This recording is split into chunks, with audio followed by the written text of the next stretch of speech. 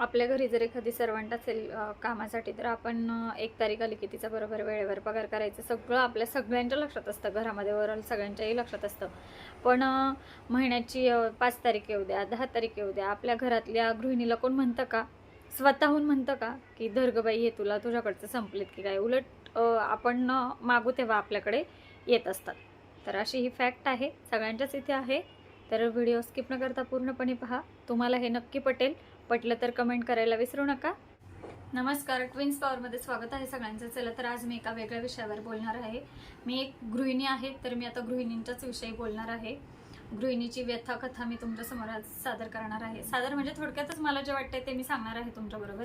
मला असं वाटतं की गृहिणी, घरात जी आपली असते गृहिणी, बिनपगारी आणि फुल अधिकारी. तर तुम्ही म्हणाल की ताई असं का म्हणते? तर त्याच्यामागे रिझन आहे. पहा, सगळे राईट्स आपल्या घरातले सगळे राईट्स आपल्याकडेच असतात. इव्हन आपल्या मुलाबाळांविषयी किंवा आपल्या घरातल्या ओव्हरऑल सगळ्याच गोष्टींविषयी सगळे राईट आपल्याकडे. पण आहे का? आपण काय म्हणजे बाहेर आपण कमवायला जात नाही. त्यामुळं बिनपगारी आणि फुल अधिकारी, सकाळी उठल्यावर लाईट लावण्यापासून ते रात्री झोपताना लाईट्स ऑफ करेपर्यंत सगळं आपल्याकडे असतं. घरात कोणती भाजी करायची, काय करायचं, मुलांना डब्याला काय द्यायचं, मुलांना काय आवडतं, नवऱ्याला काय आवडतं, घरातल्या इतर मोठ्या वडीलधाऱ्या माणसांना काय आवडतं, हे सगळं आपल्याला माहिती असतं. सगळे त्यांच्या आवडीनिवडीप्रमाणेच आपण घरामध्ये सर्व आपलं आचरण वावर असतो आपला. सगळे राईट्स आपल्याला. अगदी आपण भाजी घ्यायला गेलो की तिथे पण पहा, आपण ह्याला ही भाजी आवडते, आपण ती 30 रुपये पावशेर असू दे, 40 रुपये असू दे, आपण ती घेऊन येतो. कारण की तिथे आपल्याला घरी आल्यावर कोणी विचारत नाही की अरे बाबा इतकी महाग भाजी का आणली. पण आपल्याला स्वतःसाठी काय करायचं असल्यावर आपण किती वेळा विचार करतो की नाही नाही, तेवढेच 20 रुपये मागे राहतील, तेवढे 40 रुपये मागे राहतील. आपण इतका विचार करतो. म्हणजे तो राईट आपण स्वतः आपल्याकडे घेत नाही. म्हणजे इतक्या आपण काटकसरी असतो. महिला म्हणजे गृहिणी ज्या घरात असतात, कमवत नाहीत. म्हणूनच मला आता तुम्हाला या व्हिडिओच्या माध्यमातून हेच सांगायचं आहे की हे सगळे राईट आपल्याला कोणी दिलेले आहेत का? आपसूक आलेले आहेत का? का आपण त्या स्वतःहून आपल्याकडे घेतलेत? का सवयीने आपल्याला हे आलेले सगळे राईट्स आहेत, अधिकार आहेत? तर नाही. आपला बघा 4 ते 5 वर्षाचा संसार असतो. अगदी 2-3-4 महिन्याचा कालावधी जरी असला आपल्या लग्नानंतरचा, तरी आपल्याला सगळं घरातल्यांचं माहिती होऊन जातं. सगळ्यांचं रुटीन काय आहे, कसं आहे, आणि आपल्या मुलाबाळांचं, आपल्या नवऱ्याचं तर आपल्याला सगळं माहिती असतं. त्यामुळे हे सगळं आपलं वावरणं जे असतं घरात, त्यांच्या आवडीनिवडी जपणं, त्यांचे म्हणजे मी आता म्हणाले तसं की हे सगळे अधिकार तर नाही, ते आपण स्वतःहून आपल्याला लावून घेतलेले अधिकार आहेत. आणि आपण मग तसंच वागत असतो घरामध्ये, सगळ्यांच्या आवडीनिवडी जपत असतो सगळं. पण आपण स्वतःचा विचार आपण नाही करत. तो करायला हवा. म्हणून मला असं वाटलं की आपण बिनपगारी पण फुल अधिकारी असतो. अगदी लाईट्स ऑन करण्यापासून ते ऑफ करण्यापर्यंत मी म्हटले ते याच कारणासाठी. चला, आता आपल्या लग्नाला, संसाराला बरीच वर्ष झालेली आहेत. तर आपली मुलंही थोडीशी मोठी होत आहेत आणि सगळे आता इंडिपेंडंट होत आहेत. तर म्हटलं की चला आता आपण पण काहीतरी करावं. नुसतं बिनपगारी असं नकोय. आपल्याला सगळं मिळतंच म्हणूनच आपण ते अधिकार वापरत असतो. पण आता आपली वेळ आलेली आहे आपलं स्वतःचं नाव, अस्तित्व निर्माण करण्याची. म्हणूनच मला असं वाटलं की चला आपणही काहीतरी घरबसल्या करूयात. आपल्याही मिळालेल्या वेळेचा, संधीचा चांगला सदुपयोग करूया. म्हणून मी हे आपल्या ट्विन्स पॉवर नावाचं यूट्यूब चॅनल सुरू केलं आणि त्याच्यामध्ये तुम्ही सगळे छान सपोर्ट करताय. मी मागे 500 आपले सबस्क्रायबर झाले तेव्हा पण सगळ्यांना थँक्यू म्हटले. आणि खरंच आत्ता पुन्हा तुम्हाला सगळ्यांना थँक्यू म्हणावंसं वाटतंय मनापासून अगदी. तर तुम्ही छान सपोर्ट करताय आणि आपले व्हिडिओ खरंच तुम्ही मनापासून म्हणजे पूर्णपणे पाहत जा. सगळ्यांना सपोर्ट करा, ज्यांना गरज आहे.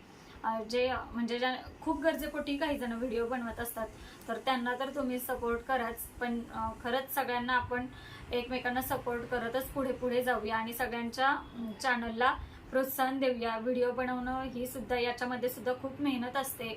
प्रत्येक गोष्ट म्हणजे मेहनतीशिवाय काहीच नाहीये. प्रत्येक गोष्टीला कष्ट हे असतातच.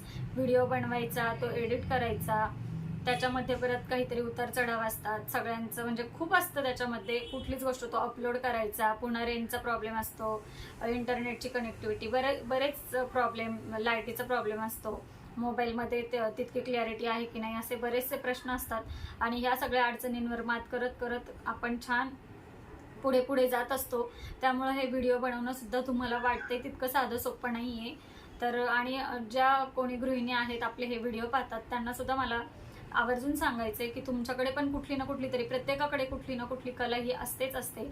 आणि पाककला आणि सुगरणी तर सगळ्याच असतात.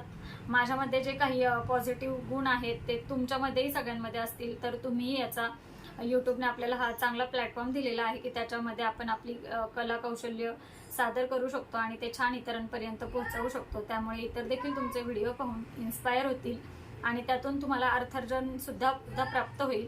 तर तुम्हाला जर आवडत असेल, घरच्यांची सहमती असेल आणि तुमची इच्छा असेल तर खरंच तुम्ही व्हिडिओ बनवत जा आणि आपल्या यूट्यूबवर ते अपलोड करत जा.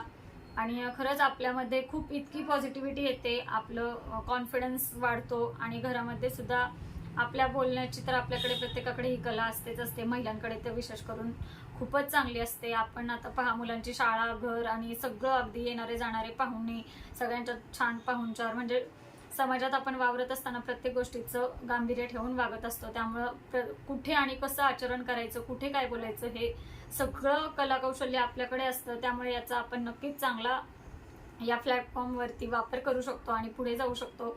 तर पहा, आणि याला लक सुद्धा असतं.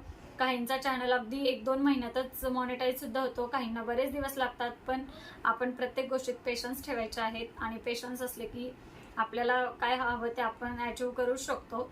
तर चला, ह्या व्हिडिओतून मला हेच सांगायचं होतं की आपण, मी म्हटले तसं, बिनपगारी फुल अधिकारी आपण असं म्हणायचा उद्देश होता. आणि पण आपण खरंच घरातल्या हेडच असतो आणि अधिकारीच असतो. आणि ते अधिकार आपण आपसुकच आपण आपल्याला लावून घेतलेले असतात, आपल्याकडे ठेवलेले असतात ते अधिकार, आणि आपण ते वेळेनुसार वापरत असतो. तर चला, तर या अधिकाराचा आपण चांगलाच वापर करतो आपल्या संसारासाठी. सुखी संसाराचा हा चांगला मूलमंत्रच आहे.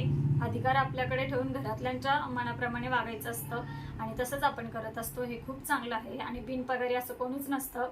आपल्याला आपले करणारे आपल्या घरातले जरी असले तरी सगळं मॅनेज, आपण जरी सगळं करत असलो तरी मॅनेज करणारे सगळे आपल्या घरातला मोठा कर्ता पुरुषच असतो.